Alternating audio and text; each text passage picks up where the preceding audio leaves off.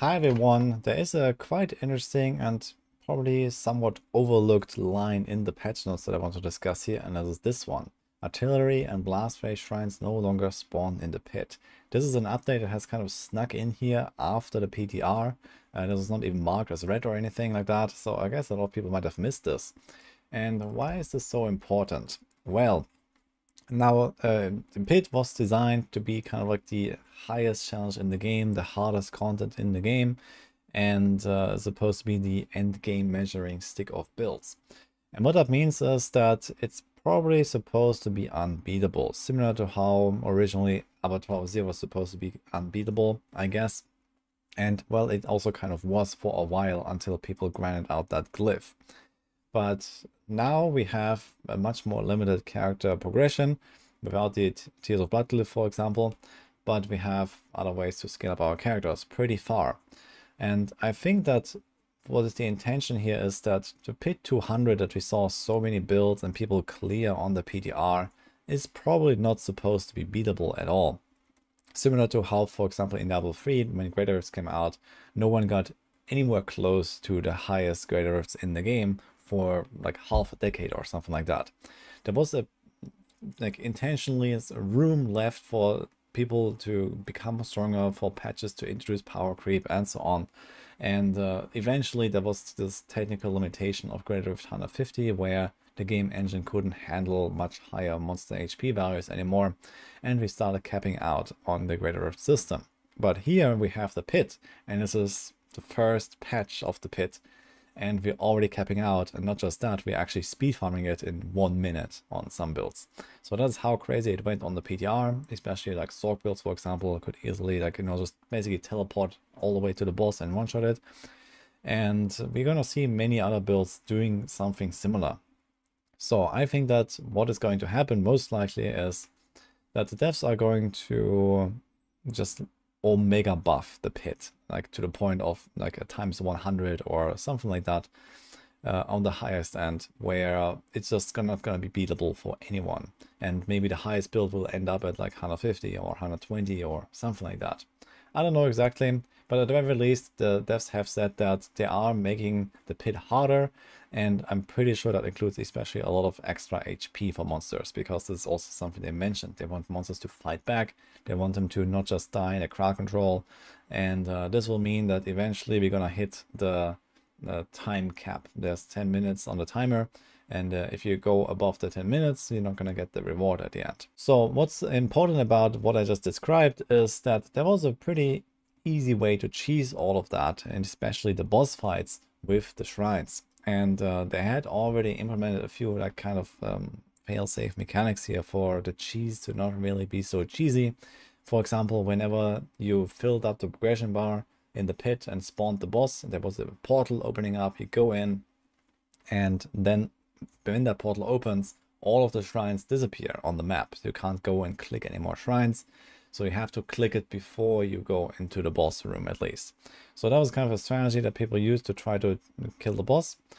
And the thing is that artillery and blast ray shrines have some pretty interesting mechanics compared to, for example, a challenge shrine that directly buffs your character, or protection shrine that gives you like invincibility or something for a little while.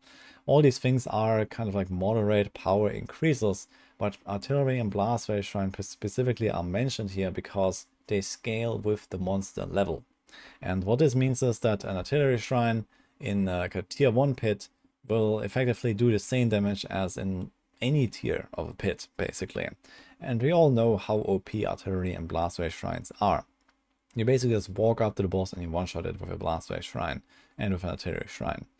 And if you compare that to, for example, not having the shrine, and you have like, let's say, a very high pit tier push where let's say you spend 7 minutes getting to the boss, and then you have 3 minutes to fight the boss, and you can maybe barely do it or something like that.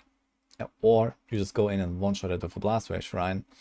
Well, you kind of understand what I mean with the cheese here, I think. In fact, this is actually something I talked about not too long ago, back in Season 2 in Path of Exile. I made this video here about this weapon, the Ahavarion Spear of Lycander, that we could use to cheese our way through the Path of Exile. And that actually got a lot of views. And in the end, it turned out to be not really a problem, because Blizzard had decided to perform a very smart move, I think, which was that they simply did not raise the monster levels anymore, but they only scaled their HP after a certain point. So when you went to Abba 12 year, the difference between like a tier 1 and a tier 25 Abba 12 year was, I don't know, only 10 monster levels or something like that. But the difference in HP was like, I don't know, times 1,000 or so. So what this means is that in relation to the typical power, the Artillery Shrine was way less impactful, and so was the Blast Wave Shrine, to the point where after like tier 15 or so in Abba 12 year, they were just kind of worthless at this point. Or maybe like, you know, doing a little bit, but not outright just one-shotting everything. So this was actually a really good move there. And interestingly, Blizzard did exactly the same in the pit as well, where the pit would stop scaling monster levels at level 199, which was pit tier 100. But then from pit 101 and all the way to 200, it would scale the monster HP. And this would lead to exactly the same outcome, where with enough monster HP scaling at least, Artillery and Blast Wave Shrines would not be powerful enough to kind of just cheese your way to the end. Now, if I actually am correct, and let's say the pit level 200 has like 100 times the amount of HP that you know, it has on the PTR, for example, then most likely no one will be able to clear it. And this means that the Artillery and Blast Wave Shrines will not really be very impactful. What Blizzard decided to do here is to just outright remove those two shrines, but I think they kind of forgot about the Ahavarion. And well, that item is still there, and now for some reason Blizzard has also decided to also scale the monster level up again in the pit. So after this PTR patch goes live, basically, we're gonna have higher than level 199 monsters in the pit, at least from what I understood from what they said on the campfire chat. So I expect that in the pit 200 we're gonna have level 300 monsters basically, and this means that as the monsters scale up, so do the Artillery and the Blast Wave Shrines. So it seems kind of like there are like two opposite directions that we're going into, with number one, the pit potentially becoming much harder, or maybe even unbeatable, depending on what exactly they will do in the final patch with any kind of HP scaling. But at the same time, they are also buffing, for example, this item to cheese our way through. And the reason why I think this is such a problem is because it promotes some really weird playstyles, where you either get that shrine or you don't. And if you don't, you fail the run, basically. So if you want to try to, like, you know, for example, push as high as possible to get to like the highest pit, potentially even you can still beat pit 200 by just kind of like chaining those Artillery Shrines, basically getting like 5 times in a row and just kind of like blasting down the entire pit in just Artillery Shrines or Blast Wave Shrines or something like that. And the chances of those happening are not even that bad. It's just that, well, this item is only available to 2 classes, the Sorks and the Druids. No one else can actually even use this item. And this will mean that those 2 classes might just be by far the best, simply because of this item, which is also an uber unique, which is kind of like locked behind a lot of grinding. I guess it at least deserves the name of an uber unique at this point, because most of the others are not really all that crazy these days. However, maybe we're going a bit too far with that. I suppose ultimately it will depend a little bit on what are the rewards of going very high in the pit.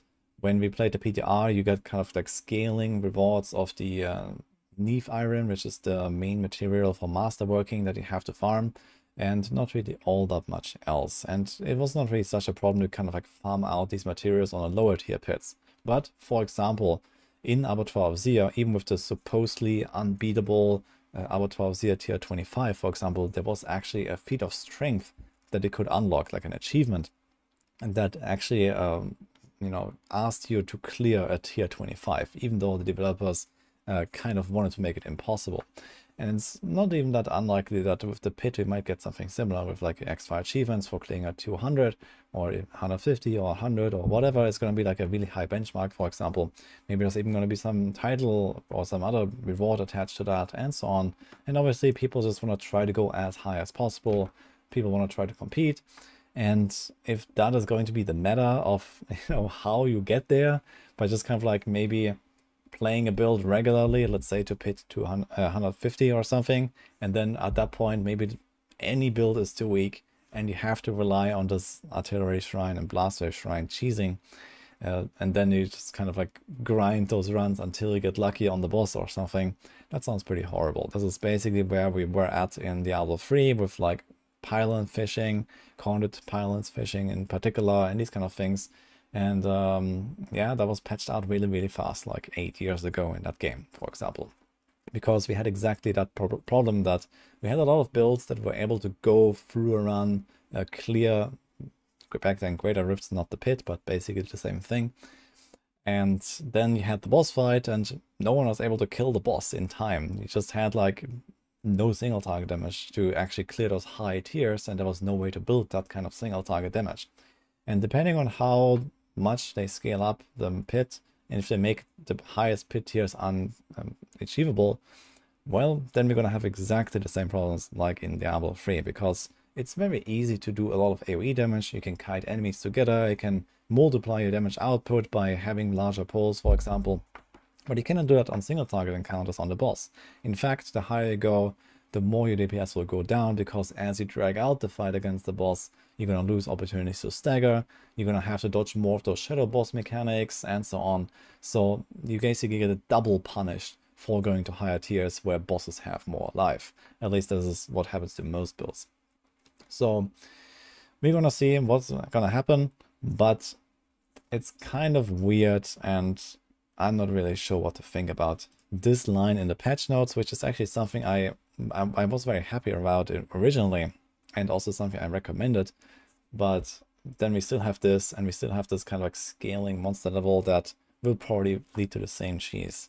I'm not really saying that I want to nerf Ahavarion into the ground or something like that. I think it is actually a really cool and special item, but I think that the balance needs to be, you know, somewhere in like a reasonable line where you don't have, for example, only Sorg clearing level 200 or something like that, or maybe only Sorg and Druid, because they can use this item, and anyone who doesn't have this item or cannot use this item has like no chance, and they're gonna be stuck in like 120 or something like that.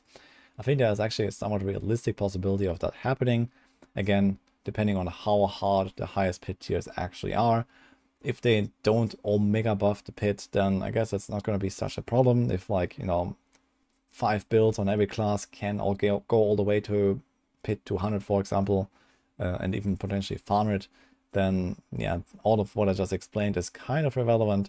But it sounded like to me that they are really trying to make the pit a lot harder, basically, and especially on the highest end, potentially unachievable. At least is what I would expect for this whole system to make a lot of sense, because, well, we did have a lot of people complaining that there was not really any real challenge in the game in Season 2, in Season 3.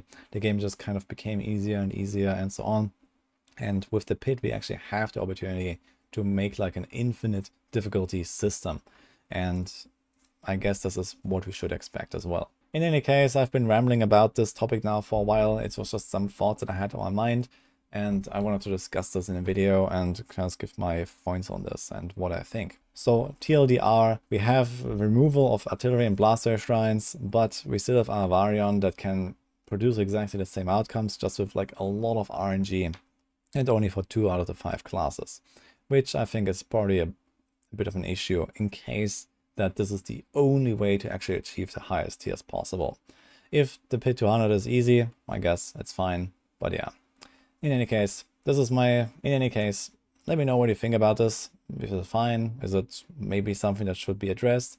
Maybe there should just not be any artillery or blaster shrine procs on this item, but I guess it's also gonna kind of lose a lot of its value then, which is sad. Like, yeah, it's kind of hard to find like the right course of action here, but for now, this is just like my thoughts that I had. We'll see what will happen on the final patch. I guess there's too late to really change anything here for the devs, but maybe it's something to think about for the future. So, hope you enjoyed this video, and see you guys next time.